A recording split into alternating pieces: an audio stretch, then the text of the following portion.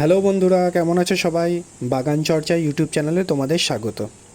বন্ধুরা, কন্টিনিউ বৃষ্টি হচ্ছে, চারিদিকে বর্ষাকাল, জল থই থই অবস্থা। প্রত্যেকেই ছাদ বাগানে আলাদা করে যত্ন নিচ্ছেন আমি জানি, কিন্তু এই বর্ষাকালে গাছের সবচেয়ে বড় যে সমস্যাটা দেখা যায় সেটা হচ্ছে গিয়ে ছত্রাকের সমস্যা বা ফাঙ্গাসের সমস্যা। বেশিরভাগ গাছ এই ফাঙ্গাস আক্রমণের ফলে এই সময় পচন ধরে।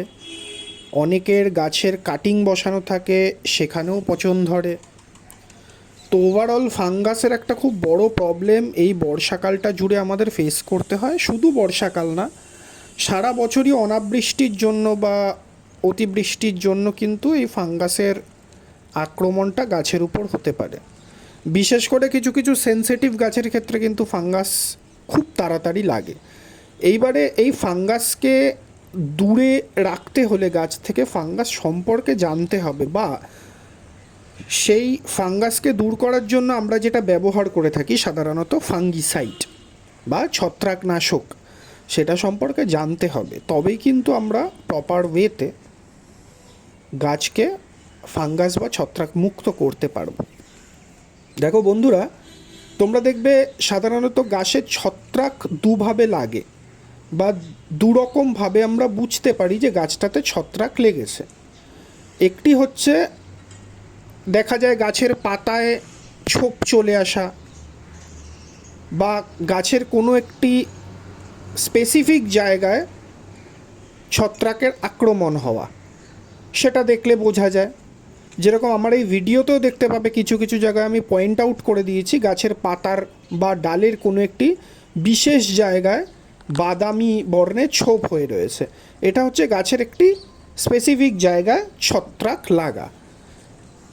আরেকটিভাবে আমরা ছত্রাকের উপস্থিতি দেখতে পারি, যেটাতে হয়তো গাছের পাতায় বা ডালে কোনো জায়গায় হয়তো সেরকমভাবে আলাদা করে ছোপ বা স্পট দেখা যাচ্ছে না, কিন্তু গাছটি ওভারঅল একটু হলুদ হয়ে গাছটি ঝিমিয়ে পড়ছে। বোঝা যাচ্ছে যে ছত্রাকের আক্রমণ হয়েছে, কিন্তু আলাদা করে বাইরে থেকে বোঝা যাচ্ছে না। এই দুরকম কিন্তু ছত্রাকের আক্রমণ আমরা দেখি। এবার এই দুরকম ছত্রাকের আক্রমণের ক্ষেত্রে কিন্তু আমরা যে ছত্রাকনাশক ব্যবহার করব বা ফাঙ্গিসাইড ব্যবহার করব তাও কিন্তু দু রকমের হবে।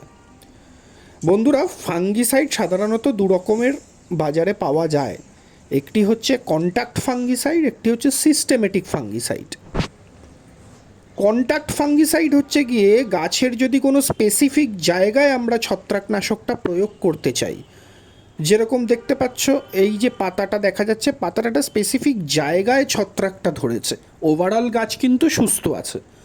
তো এই ক্ষেত্রে আমরা সবসময় ব্যবহার করব কন্ট্যাক্ট ফাঙ্গিসাইড। এবার তোমরা প্রশ্ন করতেই পারো কন্ট্যাক্ট ফাঙ্গিসাইড কী কী রয়েছে। বন্ধুরা, আমি আলাদা করে নাম বলবো না, তোমরা গুগল করলেই প্রচুর কন্ট্যাক্ট ফাঙ্গিসাইডের নাম পেয়ে যাবে।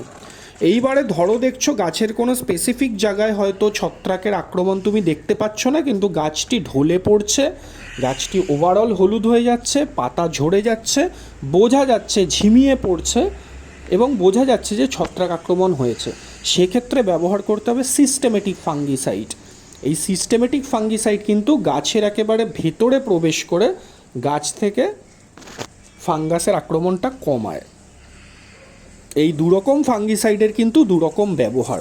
অবশ্যই এই বর্ষাকালে জল জমতে দেবেন না, গাছের মাটিতে পচা পাতা পড়ে থাকতে দেবেন না, গাছের কোনো ফল ফুল যদি পচে সেই একই রকমভাবে গাছে লেগে থাকে সেটা কখনোই চেষ্টা করবেন যাতে না থাকে। এই সমস্ত কারণের ফলেই কিন্তু ফাঙ্গাসের আক্রমণ হয়। সরিষার খোল দেওয়া বন্ধ করে দিন, এগুলো একটু প্রিকশন নিতে হবে। এবার এই দুরকম ফাঙ্গিসাইড বাজারে পাওয়া যায়। দুরকম ফাঙ্গিসাইডই আপনারা কার্যকারিতার উপর ভিত্তি করে ব্যবহার করতে পারেন। অবশ্যই ভোরবেলা কিংবা বিকালবেলা ব্যবহার করবেন। কন্ট্যাক্ট ফাঙ্গিসাইড সবসময় ব্যবহার করবেন স্প্রে, এবং সিস্টেমেটিক ফাঙ্গিসাইড আপনারা স্প্রে কিংবা মাটিতেও দিতে পারেন, দুরকমভাবেই দেওয়া যায়, কোনো অসুবিধা নেই।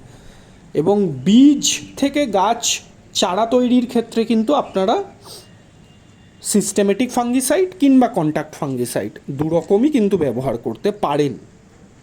আমি একটি ফাঙ্গিসাইডের রেকমেন্ডেশন করতে পারি যেটা সবাই আমরা ব্যবহার করি, সেটা হচ্ছে সাফ ফাঙ্গিসাইড। এটি মূলত কম্বিনেশন ফাঙ্গিসাইড, এর মধ্যে দু রকমেরই কার্যকারিতা রয়েছে।